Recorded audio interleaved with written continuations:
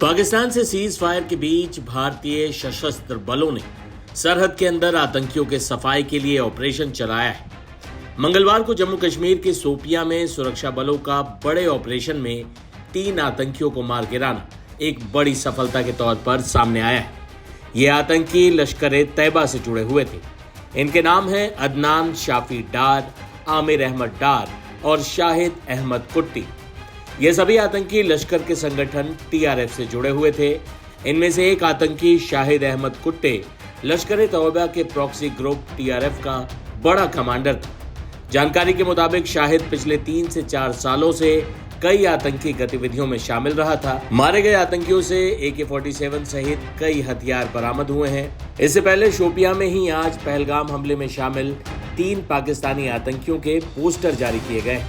इन पर 20 लाख रुपए का इनाम भी रखा गया है। सेना ने 3 आतंकियों के मारे जाने की पुष्टि की है। सेना की तरफ से बताया गया है कि 13 मई को राष्ट्रीय राइफल्स की यूनिट की विशेष खुफिया सूचना के आधार पर शोपिया के सामान्य क्षेत्र शोकल केलर में आतंकवादियों की मौजूदगी होने पर भारतीय सेना ने तलाशी अभियान शुरू किया।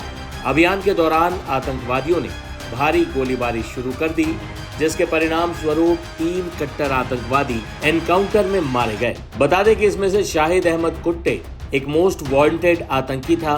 उस पर शोपिया और आसपास के कई इलाकों में कई आतंकी वारदातों को अंजाम देने का आरोप है। वो लश्कर तैयबा के लिए भर्ती, ट्रेनिंग और ऑपरेशंस के कोऑर्डिनेशन का काम देखता था। भारतीय सुरक्षा एजेंसियों के मुताबिक वो कई युवाओं को आतंकी गतिविधियों में शामिल करने में भी बड़ी भूमिका निभाता था। बता दें कि भारत ने साफ कर दिया है कि ऑपरेशन सिंदूर अभी सिर्फ स्थगित हुआ है, रोका नहीं गया है। पीएम मोदी ने ऑपरेशन सिंदूर पर बोलते हुए साफ कर दिया है कि भारत पाकिस्तान से तभी बात करेगा जब बातचीत आतंकवाद और पीओके पर होगी। सर्जिकल स्ट्राइक और एयर स्ट्राइक के बाद अब ऑपरेशन सिंदूर आतंक के खिलाफ भारत की नीति है। ऑपरेशन सिंदूर ने आतंक के खिलाफ लड़ाई में एक नई लकीर खींच दी है, एक नया पैमाना, न्यू नॉर्मल तय कर दिया है। पहला, भारत पर आतंकी हमला हुआ तो मुंह तोड़ जवाब दिया जाएगा। हम अपने तरीके से, अपनी शर्तों पर जवाब देकर रहेंगे। हर उस जगह जाकर कठोर कार्रवाई करेंगे जहां से आतंक की जड़ें निकलती हैं। दूसरा, कोई भी न्यूक्लियर ब्लैकमेल भारत नहीं सहेगा। न्यूक्लियर ब्लैकमेल की आड़ में पनप रहे आतंकी ठिकानों पर भारत सटीक और निर्णायक प्रहार करेगा। तीसरा, हम आतंक की सरपरस्त सरकार और आतंक के आकाओं को अलग अलग नहीं देखेंगे।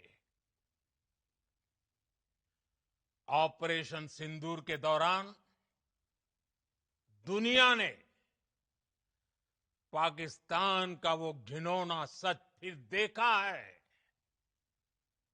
जब मारे गए आतंकियों को विदाई देने पाकिस्तानी सेना के बड़े बड़े अफसर उमड़ पड़े। स्टेट स्पॉन्सर्ड टेररिज्म का ये बहुत बड़ा सबूत है। हम भारत और अपने नागरिकों को किसी भी खतरे से बचाने के लिए लगातार निर्णायक कदम उठाते रहेंगे। साथियों, युद्ध के मैदान पर हमने हर बार पाकिस्तान को धूल चटाई है और इस बार ऑपरेशन सिंदूर ने नया आयाम जोड़ा है। हमने रेगिस्तानों और पहाड़ों में अपनी क्षमता का शानदार प्रदर्शन किया और साथ ही न्यू एज वॉरफेयर में भी अपनी श्रेष्ठता सिद्ध की। इस ऑपरेशन के दौरान हमारे मेड इन इंडिया हथियारों की प्रामाणिकता सिद्ध हुई। आज दुनिया देख रही है 21वीं सदी के वॉरफेयर में made in India defence equipments, इसका समय आ चुका है। साथियों, हर प्रकार के आतंकवाद के खिलाफ हम सभी का एकजुट रहना, हमारी एकता हमारी सबसे बड़ी शक्ति है। निश्चित तौर पर ये युग युद्ध का नहीं है, लेकिन ये युग आतंकवाद का भी नहीं है। टेररिज्म के खिलाफ जीरो टॉलरेंस, ये एक बेहतर दुनिया की गारंटी है। साथियों, पाकिस्तानी फौज, पाकिस्तान की सरकार जिस तरह आतंकवाद को खाद पानी दे रहे हैं, वो एक दिन पाकिस्तान को ही समाप्त कर देगा। पाकिस्तान को अगर बचना है तो उसे अपने टेरर इंफ्रास्ट्रक्चर का सफाया करना ही होगा। इसके अलावा शांति का कोई रास्ता नहीं है। भारत का मत एकदम स्पष्ट है। टेरर और टॉक एक साथ नहीं हो सकते।